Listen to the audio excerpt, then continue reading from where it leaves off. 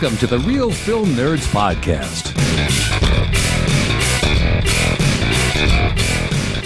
Hi, everybody, and welcome back to another incredible, exciting, stupendous, I already said scrumdiddlyumptious on Wednesday for the new year, so I'm not going to use that one again.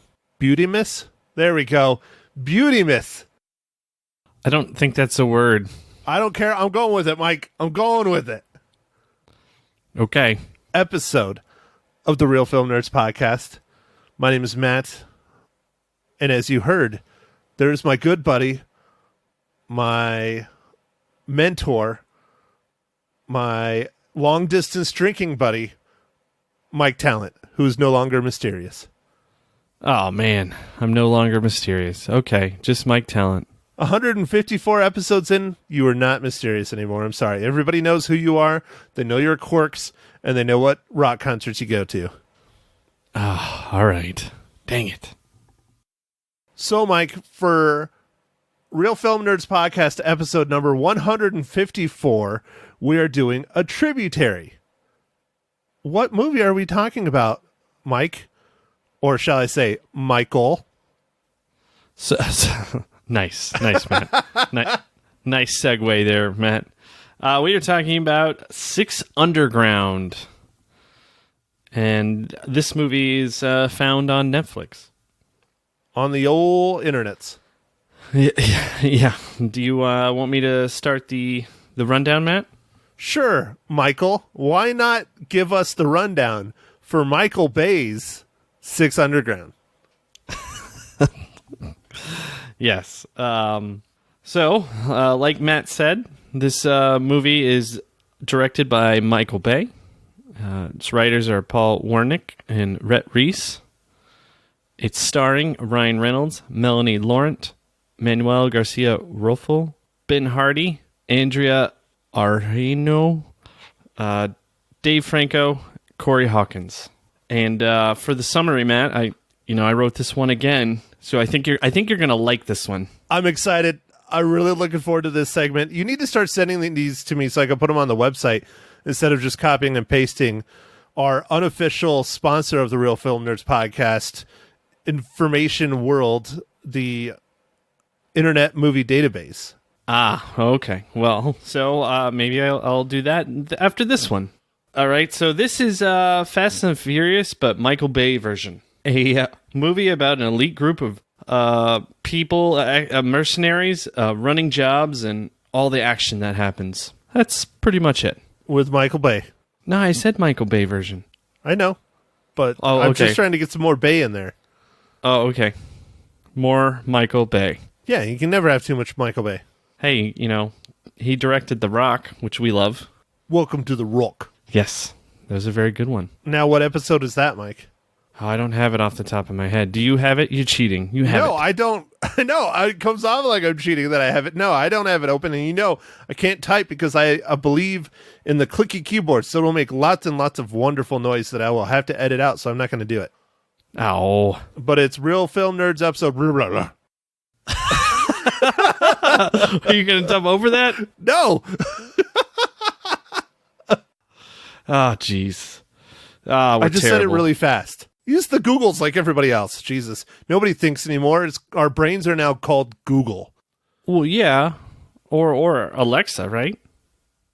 Yeah. Or whatever the other one is. Your girlfriend. What's her name? Siri? Yeah, but Siri's not. Does Mags get jealous because of how intimate you are with Siri? Yeah. I think so. Like, Siri, turn down the lights. Siri, play some soft music. Yeah. Siri, put on Netflix. Six Underground, now! Siri, order more lotion from Amazon. Hey, Siri, get me a beer. Nothing ever happens. Dude, that's horrific. That's the very first thing they should have done with the smart assistants, was create a way that they can bring you beers. That would be pretty neat. Matt, you remember the movie The Shooter with Marky Mark or Mark Wahlberg? Yes. There's a scene in the beginning of the movie where he's in the cabin and he asks his dog to go get a beer, and there's like a towel on the door so he can open the door, and then he grabs him a beer and hands it to him. That was like one of my favorite scenes in that movie. Yeah, because you wish your dog could do that for you. You need to start working on that. Especially Mags being an animal person, she could train him. Yeah, we could. Or is that why you're having a kid? So that they can bring you beers? Juice. We call it juice. Sure. Whatever. Wait till they crack that juice open and take a sip for themselves. Okay, fine. Back on topic. Michael Bay. Michael Bay. 6 Underground. Mike? 6 Underground. What's the consensus here? Let's go to Mike Talent's magical structure. All right, Matt. This is Matt where we talk about the technical things in the movie. And so in this part of our segment, we will talk about cinematography and locations, filming locations, and action scenes. Matt, how did you think the cinematography was on this? I like that. You came up. Did you do that off the top of your head? Because you came off like so canned, like you were reading it, and I can see it in my eyeballs that you are not reading it. Where is that on your computer screen or something? Because that was pretty incredible, Mike. No, I completely came up with that off the top of my head. See, you need to do more shit like that. That was amazing, absolutely amazing. Well, thank you, Matt. So yes. So back to the question. This is definitely the most Michael Bay film Michael Bay has produced in the Michael Bay world to date. Yes. I was talking to one of my coworkers about this movie, and he was like, he started watching it, not realizing that it was a Michael Bay movie, and he's like, man, this really seems like a Michael Bay movie. I wonder who made this movie. Oh, it's Michael Bay. Yeah. How can you not tell? Like, literally, there's cars flying all over the place. There's shit breaking apart. There's death, destruction, murder, except for puppies. Yes. The puppies survive. But yeah, that 30-minute long car chase in the beginning was amazing. It's so over the top. So over the top, but I love it. Yeah, the action, the action scenes in this movie I thought were really cool. There's some stuff towards the end where I'm not even exactly sure how they pulled it off, but it looked really cool. I don't want to give away yet when we get to the spoilers. No, the on the ship. Oh, yes. Okay, I know what you're talking about. Yeah. Yeah. Uh-huh. Yep. Yeah. Yeah, I was trying to decipher that myself the other day, trying to figure out what they did to create set effects or how they did set effects of said thing that I've never seen done in a movie before. Yeah. So I think on a technical standpoint, this movie is just really wows. It's really, really good. Well, and most of it's practical. Like, I would say 95% of it is practical, even in, like, the car chase. Sure, like, when, like, vehicles break up in half and people go flying and they, all that shit's kind of CGI. But I think a large majority of this film was practical effects. And I think that's amazing, because that's how Michael Bay does it. Yeah. And Michael Bay is a very visual person. He likes setting up these shots, and like we keep saying in Michael Bay film, he definitely has a style, and his style is all over this one. It's very Michael Bay-y. Yeah. It's a very, very, very prominent thing. All right. So, Mike, what's next on the structure? Since the technical prowess of this film is incredible, and the cinematography, of course, is beautiful. Yeah, we talked about the action scenes as well. I think I don't have a ton of notes on this movie, Matt, so... What am I drinking? Yes. What are you drinking, Matt?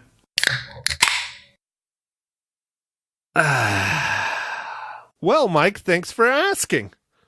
I'm going with a nice traditional beer, one of my favorite cheap beers. As your father pointed out when I was visiting over the holidays, it has no preservatives. It is nothing but the champagne of beers, Miller High Life. Nice, dude. Nice. Very, very nice. Nice. I am drinking a double IPA, or IPA, and it is the Sierra Nevada Hop Bullet. Hop Bullet. Hop Bullet. So... do the hops hit you in the mouth like a bullet? Yeah, like I think if I have like 2 or 3 of these, I lose teeth. That's pretty amazing, Mike. You'd have to get dentures. Yeah. Then we could call you Toothless Mike Talent. Like the dragon. Yes, for sure. I haven't seen that movie, though. I don't know if it's any good. Okay, so we got what are we drinking? I'm drinking a beer. You're drinking a beer. We got that covered. We got the technical prowess. I guess we could talk about the acting or lack thereof. Yeah. Do we want to talk about Ryan Reynolds in this movie? He is one of the actors. Yes, let's talk about Ryan Reynolds' part. Not terrible, but he's not great. He's just kind of, he's there. Yeah, like, I don't know. This one feels kind of like he read his lines and he got his paycheck. Yeah, I think he did better than that, but it's not anything special. It's not like, I don't think he was into it. I think, it was more of this was something to do between Deadpool 2 and Deadpool 3 while Disney and Fox were hashing out their merger. And now the merger's done and they're on the way to doing Deadpool 3 finally. Oh, they are? I don't think I knew what the current status of Deadpool 3 is. Matt, can you update us? I don't know if they're in production or not, but I think they're in pre-production. But yes, they did say it is coming out, and it is coming out under a Disney banner. So that'll be interesting. We'll see how that goes. Rated G? No, they're trying to... I think that's one of the things they're arguing about is, Ryan Reynolds and everyone else wants to keep it a nice hard R. Not like a soft R? No, like a hard R like this one. Like this one, I mean, this is a pretty hard R. The only thing it's missing is nudity. But it does have a lot of TNA. Almost nudity. Yeah, well, classic Michael Bay. Right. It's enough to make you satisfied and wanting more. I think one of the only movies that I've watched of Michael Bay that didn't have like a beautiful woman in it was 13 Hours. Yeah, that's probably the only one. Because I think even Pain and Gain with The Rock and Marky Mark had some scenes because they were like working out in Miami. I do believe that Michael Bay either lives in Miami, or just loves Miami to no end. Well, he has done a lot of films there.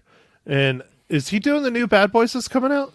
Yeah, that comes out in January, I believe. Is just it really a few January? weeks. Oh, I thought it was farther than that. I thought it was maybe in the summer. But interesting. I think to the internets. Mike to the internets. While I talk about the rest of the actors. Let's see. There was Melanie Laurent. For those of you who do not know, you might recognize her face. She is from Inglourious Basterds. She is an extremely famous French actress and director. I thought she did quite well in this film. Definitely as a hard-assed, badass female CIA operative person. Yeah. And then there was Manuel Garcia Rolfo, and I thought he did pretty well. His character is pretty annoying, but his acting was well. I didn't know if I really liked him constantly quoting movies. The first couple times it was funny, and then towards the end of the movie, you're just like, ha, that was funny. Not. Yeah, it didn't really... Some of those long gags work better. This one just didn't seem to work. Ben Hardy, I really liked him. I thought he was quite interesting in this film. He was the parkour guy. Yeah, yep. He had a decent role, and you got a little bit out of him. His character sucked kind of too in the annoying spectrum, but how he approached it and how it came off wasn't bad. I'm not going to say it was great, but I thought Ben himself did quite well in the film acting. And then Adria Arjona, I think that's how you pronounce it. Adria, it's Jona, but I'm pretty sure it's H. Arjona. Yeah, she was in it, I guess. I don't know. The only time you really see her is right at the beginning of the car chase, and then that's kind of it. And then Dave Franco, I think he was just in it because they needed another recognizable face for however. And then Corey Hawkins. I don't know if I was a huge fan of his character. He's a good actor, though. He was in Straight Outta Compton, right? Yeah, he's in several movies that we've seen. He's a good actor, but I don't know if I liked his character and his straight-lacedness and, always having to be the opposite of everyone else. It was like, no, it's supposed to be a team thing. It's supposed to be kind of like almost like a heist movie in a way, you know what I mean? But he was always like the going against the grain, and I don't know if I like that. Yeah. Nothing to do with his acting. It's just the character. So, yeah. Matt, I looked up Bad Boys for Life. Comes out on January 17th. Well, all right. Looks like I don't have my calendar because I didn't get one for Christmas. But man. I think we will probably be doing that because next week, a movie that I'm highly anticipating comes out, or this week, shall I say, not next week, this week, because this is next week's pod, is 1917, comes out on January 10th. Yeah, I'm excited for that. I actually have screening tickets for that, so I'll be watching that on this coming week a little bit early. You could really stop mentioning that because it's just making me mad, Michael. It's just making me upset. You've told me like 9 times now. Just rub it in my face. Are you going to take pictures of it and send it to me?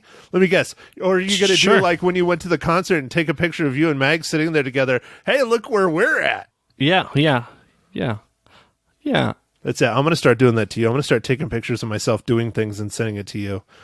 Like, hey, look, okay. Mike, I'm dropping a deuce and send you a picture. How'd you like that? Ooh, nice. Nice. I prefer shitty selfie Thursdays, I think. Is that a thing? What? I don't know. I knew somebody who did it for like 2 years. Every Thursday they sent people like shitter selfies, and like a lot of times it was in like porta pots and like random places. He'd like go and find different places to take a crap and take a picture of it and send it to his friends. That's amazing. Yeah. Can we get him on as our other co-host, Mike? But he has to do the entire podcast recording in a porta-john. I don't know if that'd work out. Jesus, that was a hard off topic. Like really bad. Shitty selfies. Oh no. Okay, so next week we're hoping 1917, and then we'll do Bad Boys for Life since you brought it up, unless you know if something else is coming out that we have to see. No, let's see another Michael Bay movie. I imagine this one will have a little bit more laughs. Well, I hope so with the Fresh Prince and Martin Lawrence. We'll see. Yeah. All right, Mike, so what's next in our structure?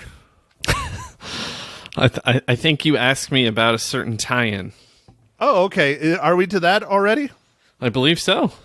So speaking about shitty selfies, Mike, I'm just going to use that for everything now. So talking about shitty selfies, Mike, how does Six Underground relate to the Marvel Cinematic Universe?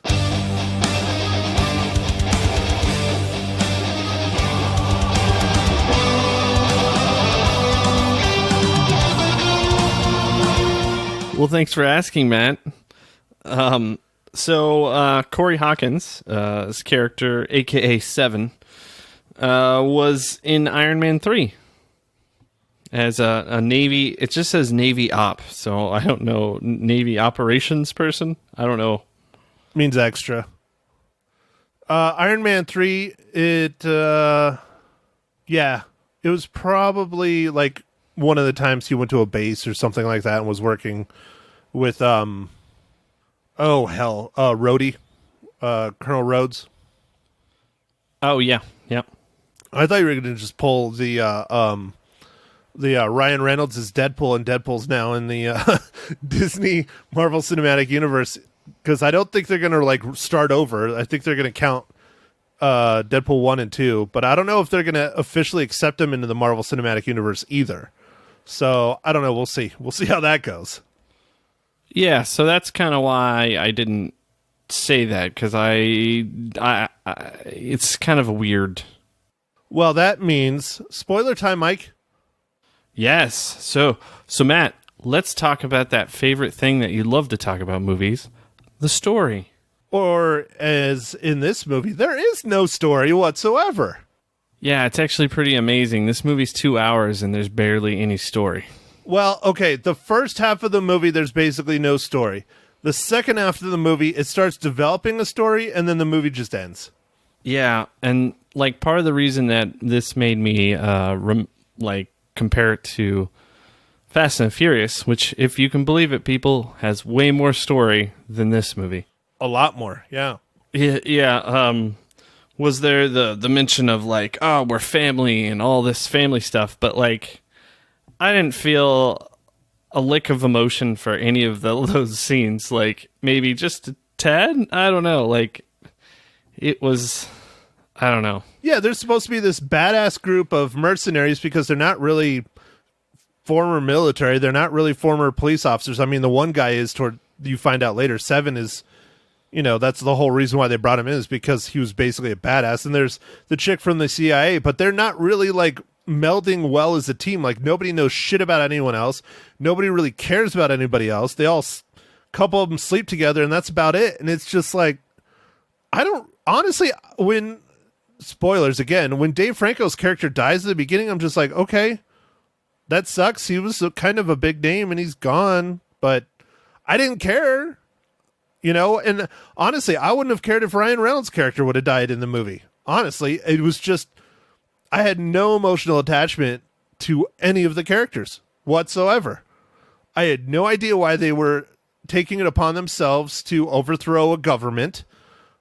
I didn't understand. Yeah, I'm not sure if some stuff got chopped on the floor or what, but it just didn't really... You're right. Like, there is starting to be kind of a story, maybe a halfway or 2/3 through the movie, but then it's like over. You finally start finding out that Ryan Reynolds is this billionaire that created some shit with magnets, and he sells it to the government and stuff first, and all this other shit, and he's this billionaire from that. It's like, oh, cool. So we're starting to get some legitimate backstory and something I really care about, instead of the backstories they presented. Like, the backstories they presented were just lame. Like, for all the other characters and stuff, they were just half-assed.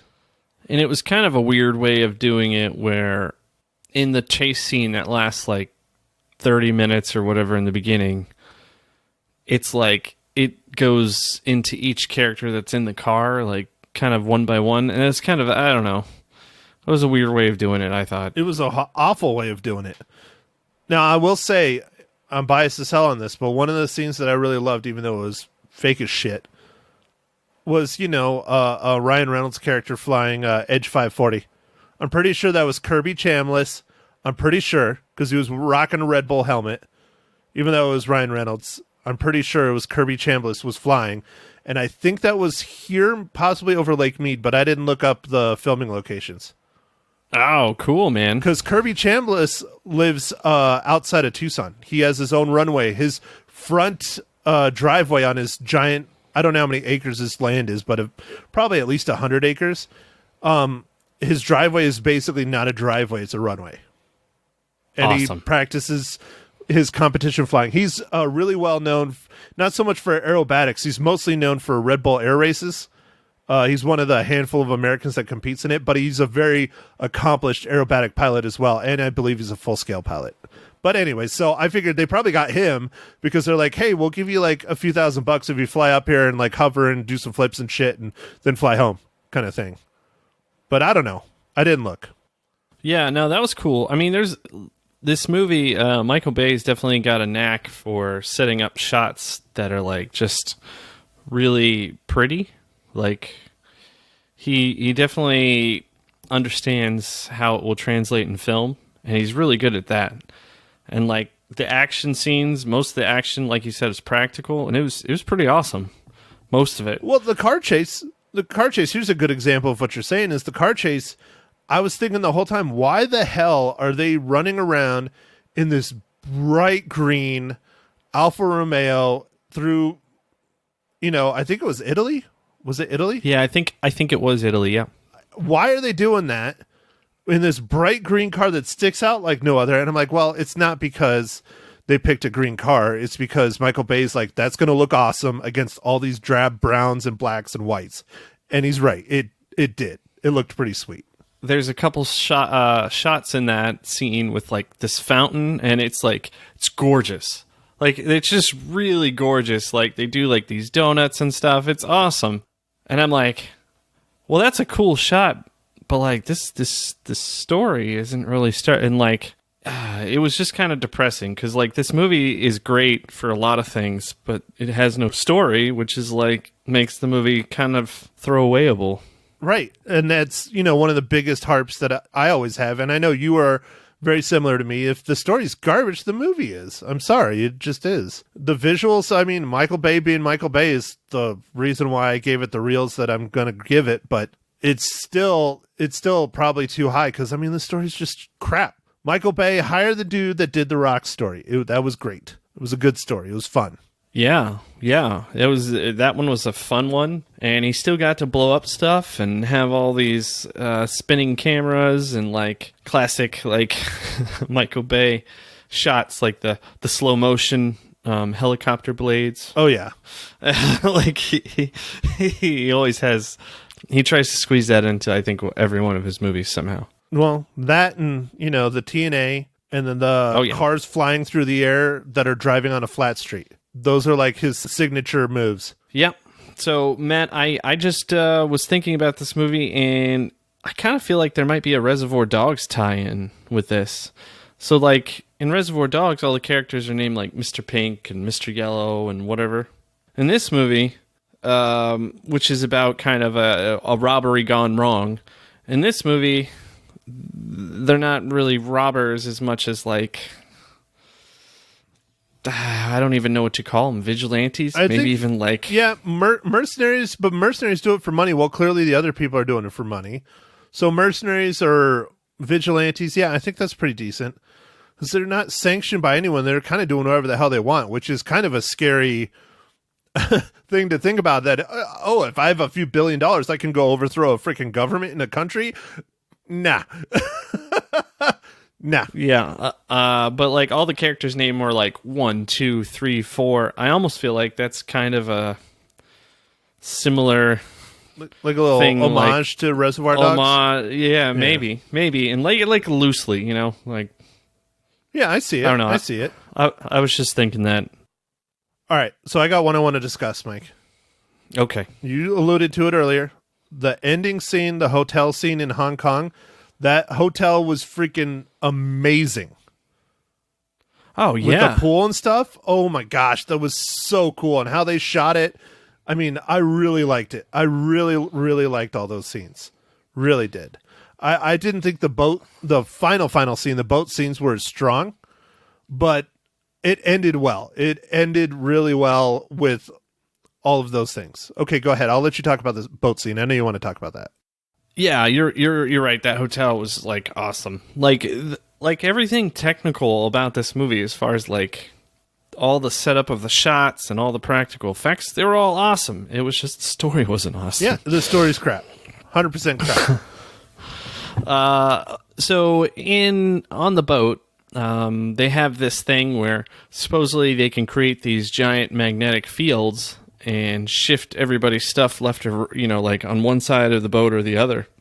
And when they did this scene, or a couple times in the movie when they do these scenes, I don't know how they did it, but it looked really good with like, I guess they had people maybe like on wires and they pulled them all at the same time and like all the metal-y things. I don't know, dude. They had to have been on wires. Or the other thing I was thinking was maybe, and this is just me thinking it's probably wrong, but they could have done like the old school way where you have like a room that's like on like hydraulics and stuff. And they like, here, let me put my hand so you can see it. And they turn it? They turn it like this, or they turn it like that. Yeah. But instead of like turning it like slow so everything like falls, they do it like really fast and catch them all really off guard.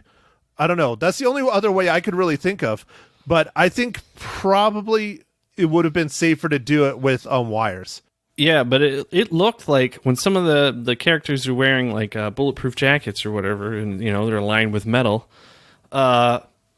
they got like sucked onto the thing. It looked like they got magnetized onto the ship's hull or wherever they got put. Like, I don't know, it's kind of, but I thought that was really neat. Like, I was like, I don't know how they did that, but that looked cool. Well, and that's what I was when you were talking about it a little bit earlier. That's something I have never seen done in a movie. And it was very unique and very awesome and very well done. But again, the story is crap. Yeah. And I don't know how much this movie cost, but it seemed like it probably cost quite a bit to make because all the effects looked awesome. Oh, come on, dude. You know, Michael Bay, they gave him a blank check. They're like, here you go. Yeah.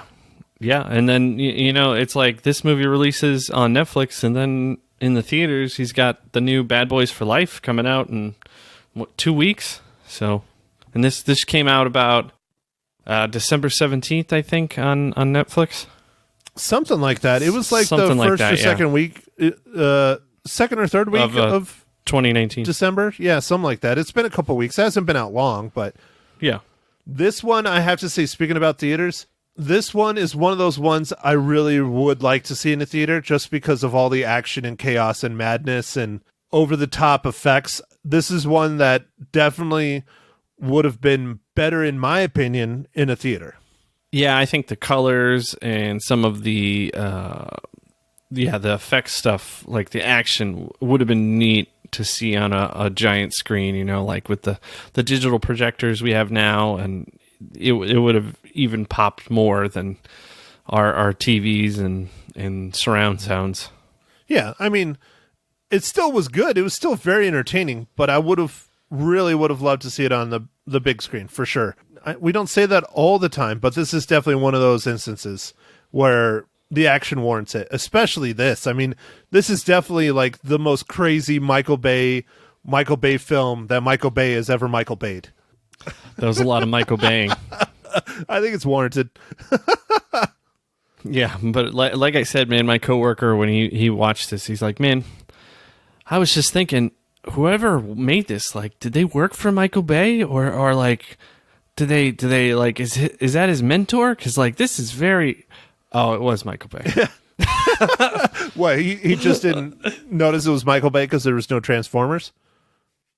No. Yeah, I think so.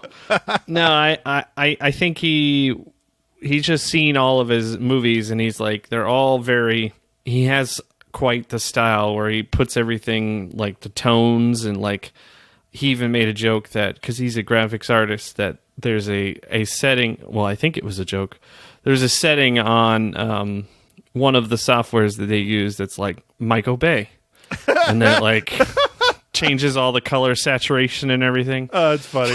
It's awesome. Okay, Mike or Michael, let's do it. Let's get to the important part, the reason why people tune in, the real reason, other than our banter and talking about shitty selfies. You really like that. I'm expecting to see quite a few pictures coming. No. You know me. I'm a big fan of the home field advantage, so it would just get boring after the first one. Yeah. Should we call you shit break? Shit break. I am not shit break. If I got to go somewhere, I'll go somewhere, but I try and time my body to, wow. Yeah. I'm just going to stop. I'm not feeding the beast, Mike. I'm not giving you more cannon fodder. No. So, Mike. Okay. All right. How many reels do you give Michael Bay's 6 Underground? All right. So I'm going to give this one 2 reels out of 5. 2 out of 5? I was going to say, how many shitty selfies do you give it? But I stopped myself. 2 out of 5. Well, I'm glad to see we're back to form, Mike. Oh, no. I give it more than 2. Oh, good. I give it 3 out of 5 reels. I was going to give it 2.5 all day long, but I was like, you know what? Michael Bay really did some awesome effects and awesome blowing up of shit. I have to give it that extra half a reel just for that. Because honestly, this story is crap. It's just dumb and bad and just... Yeah, I hate to say it, but the movie kind of feels long and stuff because the flow's not really there. It's just, visually, it's just awesome. So, I almost want people to watch it, but like on mute is fine. No, you can't have it on mute because then you won't have all the sounds and the surround sound and stuff. Maybe just fast forward through the parts where there's no splodies. Oh, okay. So like about 3 minutes. No, there's more than that. Okay. To fast yeah, forward there's a few minutes, I guess, but okay. So, Mike, next week, I know you wanted to try and do another Tributary if we can get to it, but you haven't watched the movie. I've watched half of it, so I don't know if we're going to get to it or not. Do you think you're going to watch it tomorrow? Yeah, I should be able to watch it tomorrow, but I know that you have some things going on, so I don't know. What do you think? Do you think we could try to record either in the evening tomorrow or on a day during the week, but I know you don't like to do those because of our time changes. But it's a possibility if you want to do it. And we're talking about another Netflix original that is getting lots of award buzz. That's Two Popes. And I think it would be an interesting conversation, especially with you being a Catholic, Mike. Okay. All right. I will, I should be able to watch it no problem tomorrow, but I think it'll be just a matter of figuring out the time to record. Okay. Well, we can try and record tomorrow, but it'll be later. That's for sure.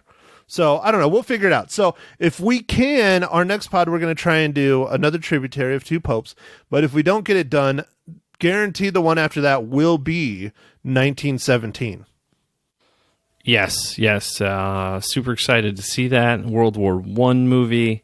And it's also gotten a lot of award buzz. And it was released, I think, on Christmas in select theaters, the New York, LA thing, so it could get awards for last year.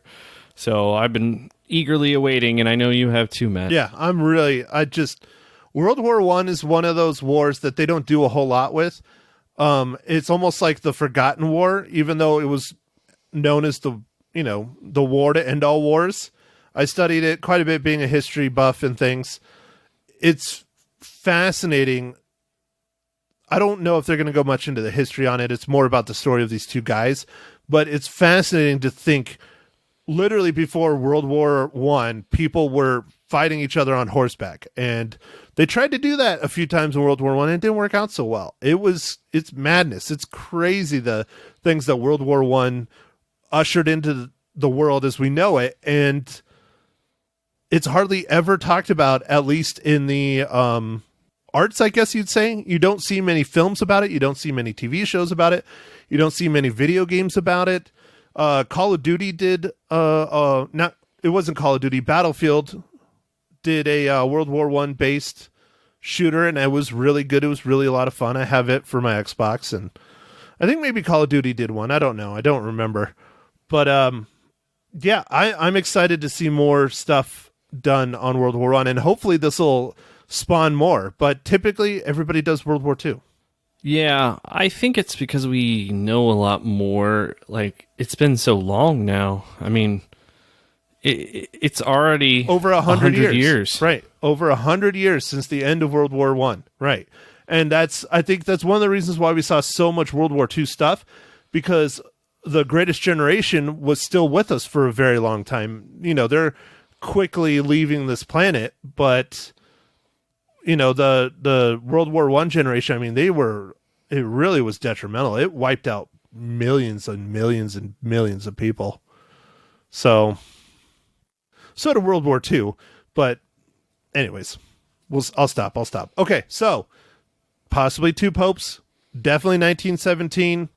I don't have anything else. Mike, you got anything else you want to jibber jabber about? I mean, where do you think you're going to do your first shitty selfie? I don't know, man. I'm scouting locations. Now, if you want to participate in the Real Film Nerds Shitty Selfie Contest, please make sure to email all your shitty selfies to mike@realfilmnerds.com. Oh, yeah. I can't wait. Oh, I just got you in trouble, didn't I? Yeah, man. You just shit on me.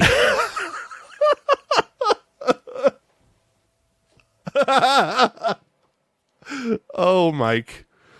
See, you're sitting there laughing your ass off, but it's not near a mic. So for those of you who are not watching, which is everyone except for me, Mike is laughing as well.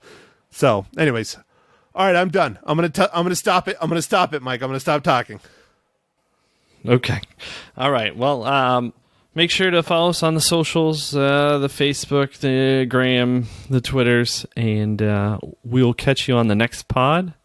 And yeah, try not to email me too many shitty selfies. All right. Thanks for listening, everybody. Thank you for listening to The Real Film Nerds. Now, don't forget to follow us on Facebook, Twitter, and Instagram at Real Film Nerds. Now, go out and catch a movie.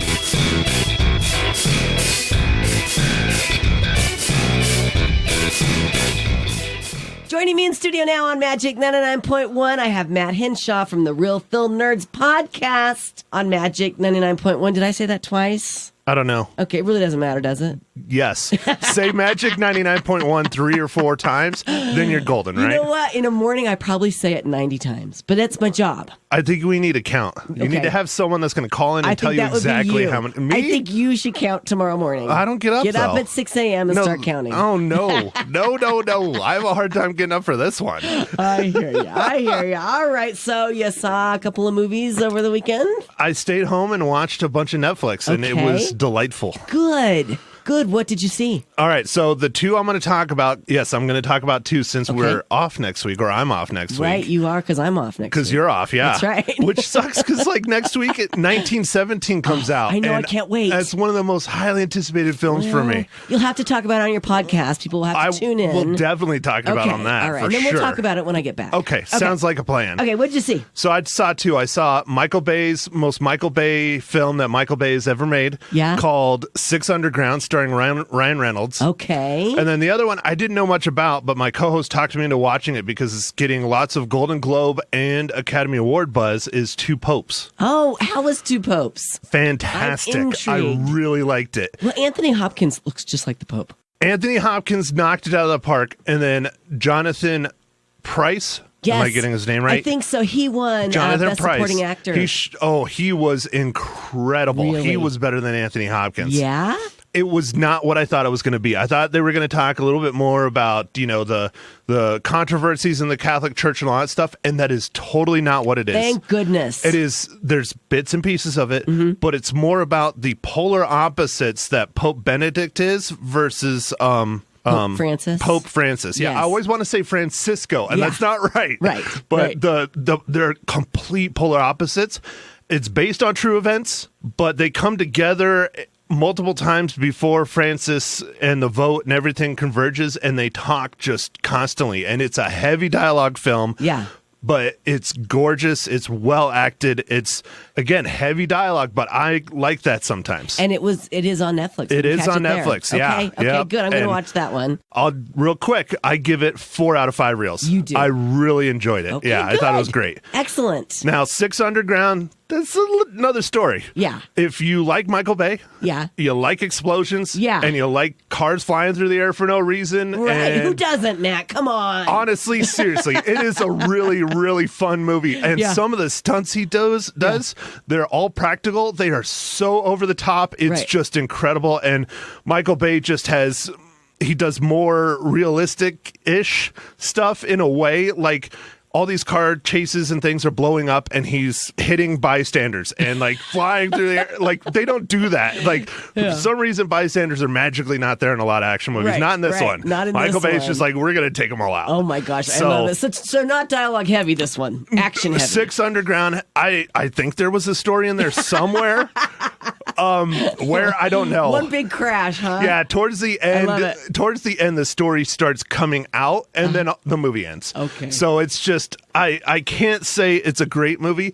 It is one I would have liked to have seen in the theaters instead of on Netflix, just because of all the splodies. Right. Because that was just so, it's incredible. Yeah. It really is. Yeah. But the story is just It's just not garbage. there. And Yeah. that's one of the biggest things I rate is the story. So I give Six Underground 3 out of 5 reels. 3 out of 5 reels. And the only reason it got all the way up to 3 is because of just, you could tell Michael Bay is just, he got a blank check and he's like, let's just do it.